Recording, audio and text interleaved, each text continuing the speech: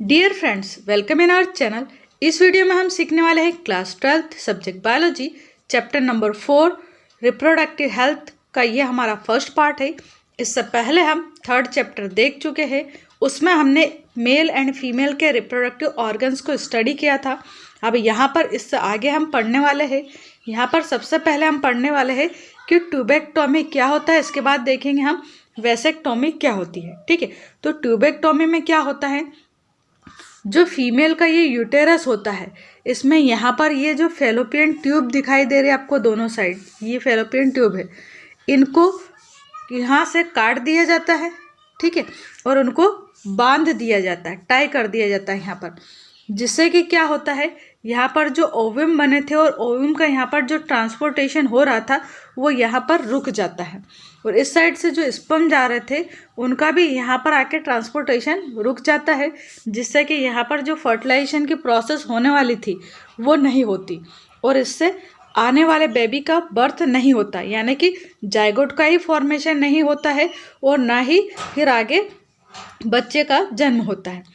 ये जो प्रोसेस है वो कब की जाती है, जब जैसे किसी फैमिली में मान लो 2 बच्चे हो गए हैं और अब उनको आगे बच्चे नहीं चाहिए, तो वो फिर क्या करवाते हैं, वेसेक्टोमी करवा लेते हैं। ये जो वेसेक्टोमी की प्रोसेस है ये मेनली फीमेल में ही की जाती है। ठीक है, क्योंकि फीमेल में ही यूटेरस पाया जाता है और यूटेरस में ये फेलोपियन ट्यूब्स पाई जाती है, जिनको यहाँ पर कट करके टाई कर दिया जाता है। ठीक है, अब इसको हम नॉर्मल लैंग्वेज में बोलते हैं कि फीमेल का ऑपरेशन करवा लिया गया है ना, जिससे कि आने वाले बेबीज नहीं होंगे अब।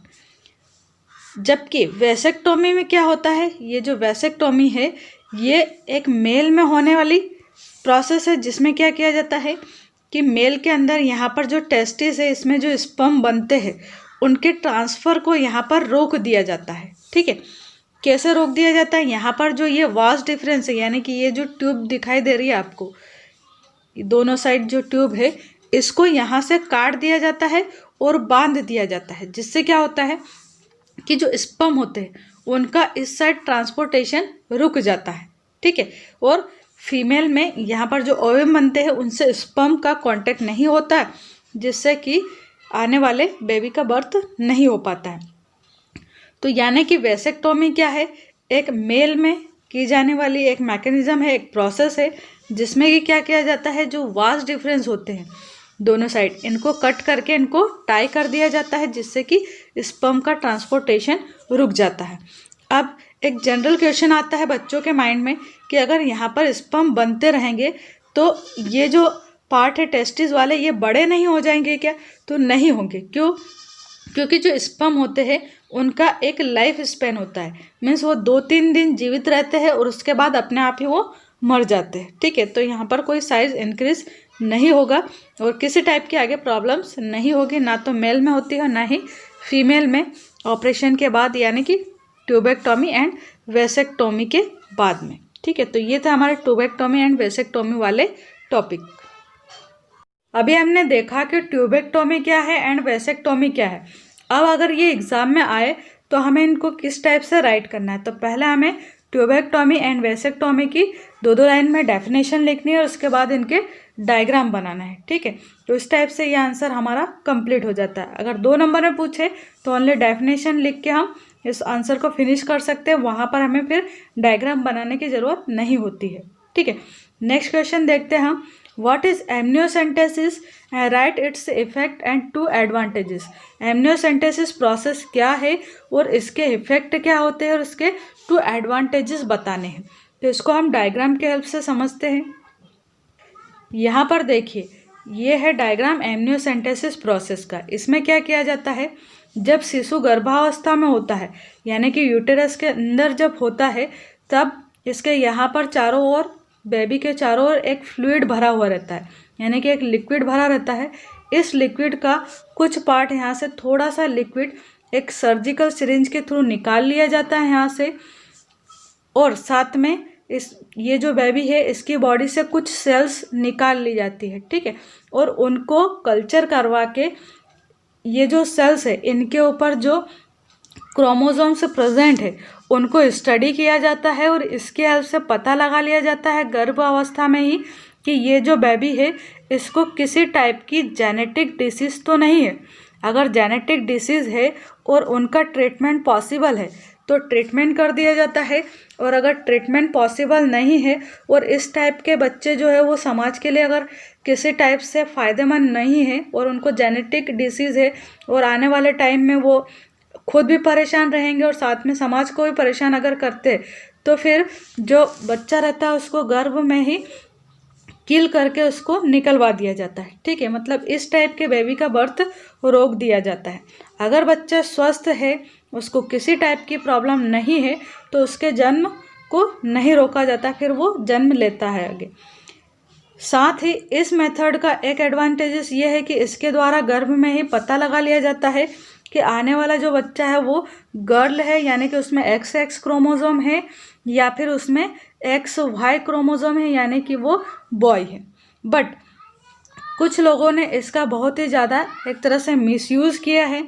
कुछ पेरेंट्स जो है उनको अगर गर्भ में ही पता चल जाता है बेबी के बारे में कि हमारे यहाँ लड़की आने वाली है, तो कभी कभी क्या होता है कि जो भी यहाँ पर बच्चा रहता है उसको एक तरह से किल करवा दिया जाता है, यानी कि मार दिया जाता है गर्भ में ही। लड़की को गर्भ में ही किल करके उसको निकलवा दिया जाता है, यानी कि उनकी नज़र में जो गर्ल चाइल्ड है उसकी कोई वैल्यू नहीं होती। ठीक है, वहाँ पर केवल बॉय चाइल्ड को यानी कि लड़के को ही एक प्रेफरेंस दिया जाता है, लड़के को ही समाज के लिए अच्छा उनके लिए माना जाता है, जो कि एक पिछड़ी हुई मानसिकता है और बहुत ही गलत धारणा है।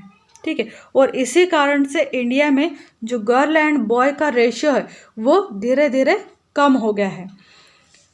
तो ये जो मेथड है इसका सबसे बड़ा अगर डिसएडवांटेजेस देखें हम, तो यही डिसएडवांटेजेस है कि इसके कारण जो फीमेल फिटस है उनको गर्भ में ही मार दिया जाता है, जो कि नहीं करना चाहिए। इसका आने वाले टाइम में समाज के ऊपर एक बहुत ही गलत प्रभाव देखने को हमें मिलेगा।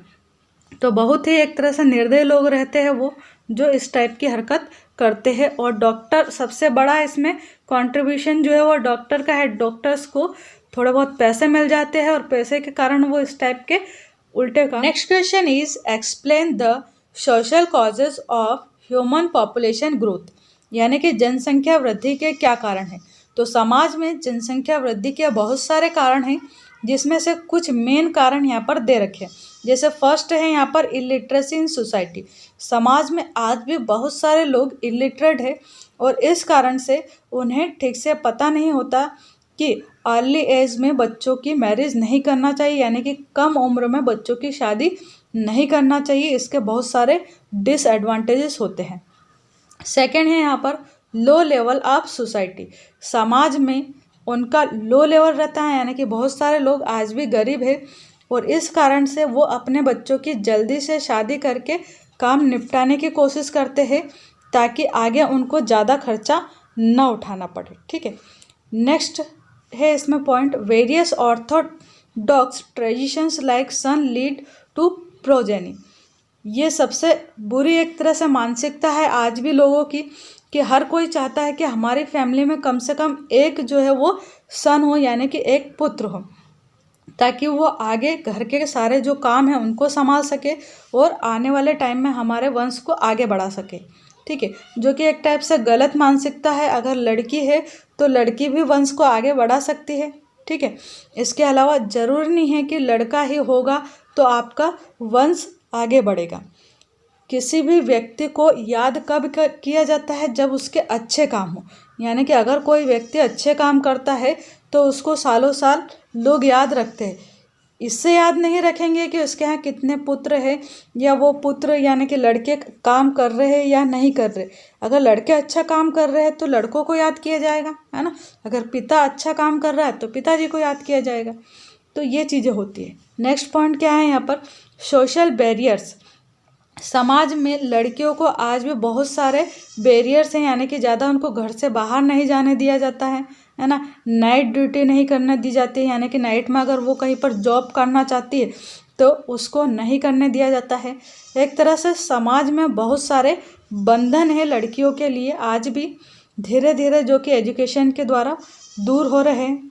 नेक्स्ट पॉइंट है इसमें early child marriage presuming that after mid age marriage reproduction capacity degenerated. कुछ लोगों की ऐसी मानसिकता है कि जल्दी से बच्चों की शादी कर देनी चाहिए, क्योंकि अगर ज़्यादा एज हो जाएगी तो इनमें फिर रिप्रोडक्शन की जो कैपेसिटी है वो डिजनरेट हो जाएगी, यानी कि इनके यहाँ आने वाले टाइम में बच्चे नहीं आएंगे, जो कि एक गलत मानसिकता है।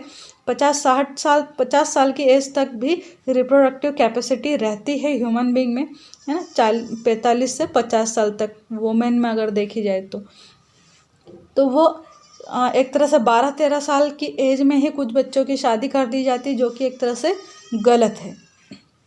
नेक्स्ट है सोशल बैकवर्डनेस।